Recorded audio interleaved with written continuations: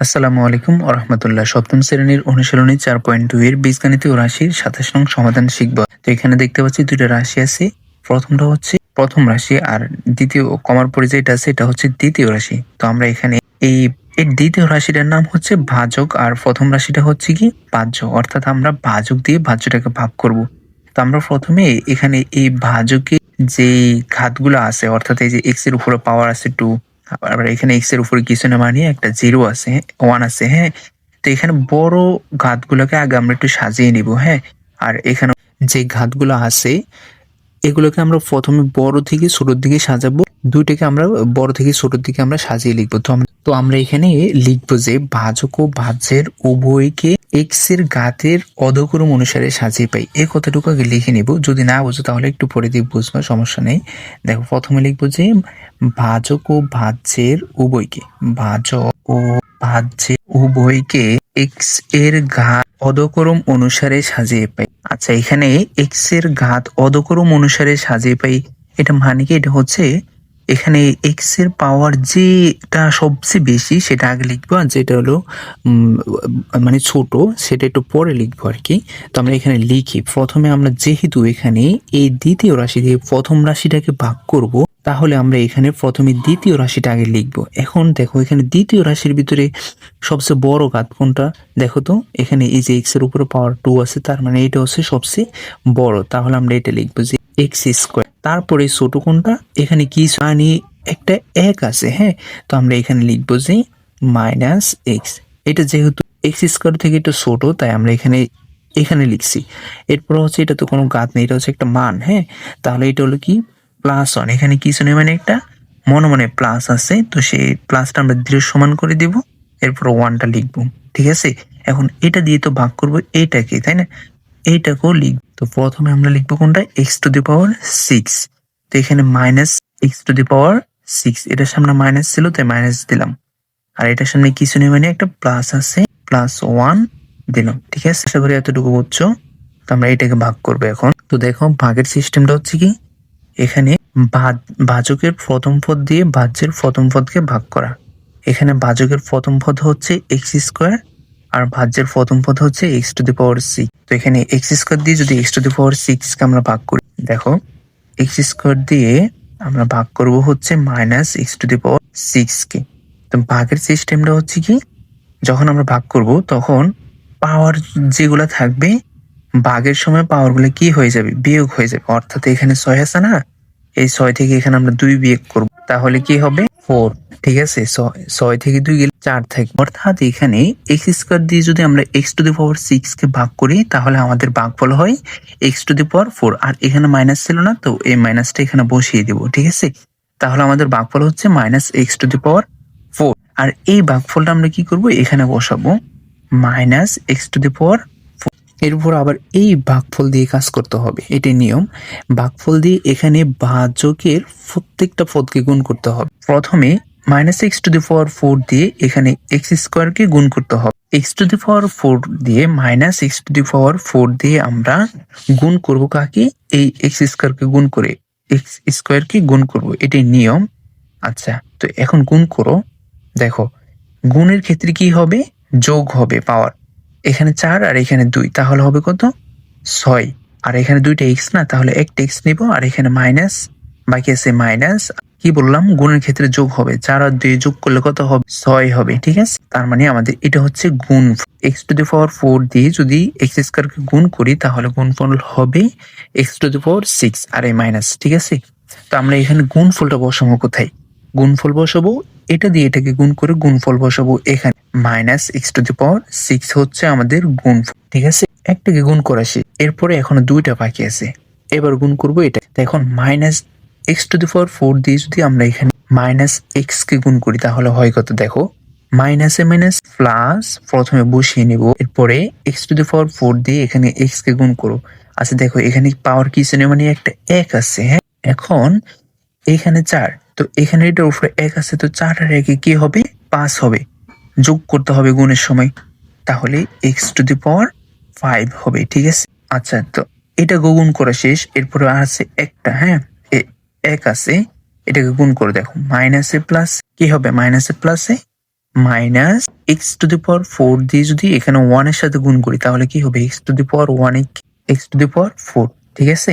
আচ্ছা এখন আমাদের গুণ করা শেষ, এটা দিয়ে এই প্রত্যেকটা পদকে গুণ করা শেষ, এখন করতে হবে বিয়োগ।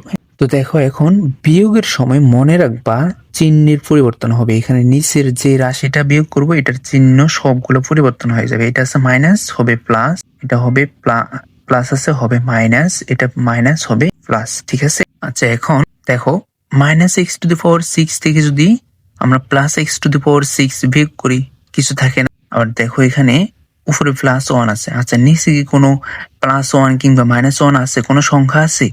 নাই, যেহেতু নাই সেহেতু আমরা বিয়োগ করতে পারতেছি না। এখন কি করতে হবে, তাহলে নিয়ম হচ্ছে যদি না বিয়োগ করতে পারি তাহলে সবগুলোকে নিচে নামিয়ে দিব। তো প্রথমে এখানে নিচেরটা নামাতে হয় আগে, এখানে নিচের গুলো আগে নামাতে হয়। এখানে এটা হচ্ছে মাইনাস এক্স টু দি পাওয়ার 5, তো আমরা এখানে লিখবো যে মাইনাস এক্স টু দি পাওয়ার 5, তারপর হচ্ছে minus x to the power 4, sorry এটা প্লাস, এরপর বাকি ছিল প্লাস 1, তো এখানে বসিয়ে দিব আমরা, ঠিক আছে। আচ্ছা আশা করি এতটুকু বুঝছো। এরপরে কি করতে আমাদের বিয়োগ করো সে, এখন আবার কি করতে হবে, এখন ভাজ্য এটা, তো এই এক্স স্কোয়ার দিয়ে আবার এখানে এখন প্রথম পদ এটা আবার এই এক্স স্কোয়ার দিয়ে এখানে এক্স টু দি পাওয়ার 5 কে ভাগ করতে হবে মাইনাস, আমরা এক্স স্কোয়ার দিয়ে আমরা মাইনাস এক্স টু দি পাওয়ার 5 কে ভাগ করব। তো খেয়াল করো এখানে দুইটা এক্স, তার মানে একটা এক্স নিতে হবে, তো মাইনাস এখানে একটা প্লাস, মাইনাসের প্লাসে মাইনাস, কি বললাম ভাগের সময় পাওয়ার বিয়োগ হয়, 5 থেকে 2 গেলে কত 3, তার মানে আমাদের এটা হলো কি ভাগফল মাইনাস এক্স কিউব, তো এখানে বসাও মাইনাস এক্স কিউব। এখন আবার কি করতে হবে, মাইনাস এক্স কিউব দিয়ে এখানে প্রত্যেকটা পদকে গুণ করতে হবে, কেমন। তো এই মাইনাস এক্স কিউব দিয়ে যদি এক্স স্কোয়ারকে গুণ করি তাহলে কি হবে, প্রথমে দেখো মাইনাসে প্লাসে মাইনাস বসাও, তারপরে এখানে এক্স, দুইটা এক্স না তো একটা এক্স, তারপরে পাওয়ার যোগ করবা, গুণের সময় পাওয়ার কি হয় যোগ হয়, 3 আর 2 যোগ করলে কত 5, প্রথম পদকে গুণ করা শেষ, এরপরে বাকি আছে কি এক্স, এক্স কিউব, এই মাইনাস এক্স কিউব দিয়ে যদি আমরা এখানে এক্স কে গুণ করি তাহলে কি হবে দেখো, প্রথমে আমরা চিহ্নগুলো গুণ করে নেব, মাইনাসে মাইনাসে হবে কি প্লাস, আবার এখানে কি 3 মানে এক্স এর উপরে পাওয়ার 3, আর এখানে এক্স এর উপরে কিছু না মানে একটা এক আছে মনে মনে, তো 3 আর 1 যোগ করো তাহলে হবে কত 4, তাহলে দুইটা এক্স, এই দুইটা এক্স থেকে আমরা একটা এক্স কমন নিলাম, আর 3 আর এখানে মনে মনে একটা এক আছে তাহলে হবে কত 4, গুণ করে পাইছি এটা কিন্তু, হ্যাঁ। এরপরে কত 1 বাকি আছে, তাহলে দেখো প্রথমে চিহ্ন গুণ করতে হবে, মাইনাসে প্লাসে মাইনাস আর এক্স কিউব, আর এখানে 1 গুণ করলে কি হবে এক্স কিউব, অনেককে এক্স কিউব, ঠিক আছে। গুণ করা শেষ আমাদের, এবার আবার কি করতে হবে বিয়োগ করতে হবে। তো দেখো এখানে চিহ্ন পরিবর্তন হবে বিয়োগ করার সময়, বললাম নিচের রাশিকে বিয়োগ করি তাই নিচের রাশির চিহ্ন পরিবর্তন হবে, তো এটা আছে মাইনাস হবে প্লাস, এটা প্লাস হবে মাইনাস, এটা মাইনাস হবে প্লাস। তো দেখো এখানে মিলতেছে এক্স টু দি পাওয়ার 5 আর এখানে প্লাস এক্স টু দি পাওয়ার 5 মিলে দুটা, হ্যাঁ দুটা দুই রকমের চিহ্ন এই জন্য কাটা। এখানে দেখো এটা হলো plus x to the power 4, এটা হলো minus x to the power 4, তাহলে কাটা।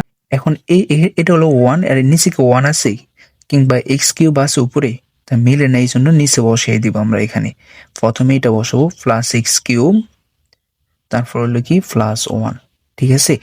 আচ্ছা এখন আমাদের বিয়োগ করা শেষ, এখন কি করতে হবে আবারও, এটা হলো ভাজ্য এখন, তো এটাকে ভাগ করতে হবে, তো এক্স স্কোয়ার দিয়ে যদি আমরা এখানে এক্স কিউবকে ভাগ করি, দেখো ভাগ করার সময় কি হবে পাওয়ার, বললাম বিয়োগ হবে, তো দেখো এখানে 3টা আর এখানে 2টা, তো 3 এর 3 2 গেলে কত 1, তার মানে এক্স স্কোয়ার দিয়ে যদি আমরা এক্স কিউবকে ভাগ করি তাহলে আমাদের ভাগফল হবে কত প্লাস এক্স, ঠিক আছে, প্লাস এক্স হবে আমাদের ভাগফল। তো এখানে ভাগফল হচ্ছে আমাদের এক্স, এখন এই এক্স দিয়ে আবার কি করতে হবে বললাম ভাজকের প্রত্যেকটা পদকে গুণ করতে হবে, এখানে এক্স দিয়ে প্রথমে এক্স স্কোয়ারকে গুণ করতে হবে, তো এখানে প্লাসে প্লাসে হবে কি প্লাস, আর এক্স দিয়ে যদি এক্স স্কোয়ারকে গুণ করি তাহলে হবে এক্স কিউব, কেন এক্স কিউব হলো কারণ এটার উপরে 1 আছে আর এখানে 2 আছে, তাহলে পাওয়ার কি হবে যোগ হবে গুণের ক্ষেত্রে, 2 আর 1 হচ্ছে কত 3, আবার এখানে এই মাইনাস এক্স কে গুণ করব এই প্লাস এক্স দিয়ে, তো প্লাসে মাইনাসে মাইনাস, আর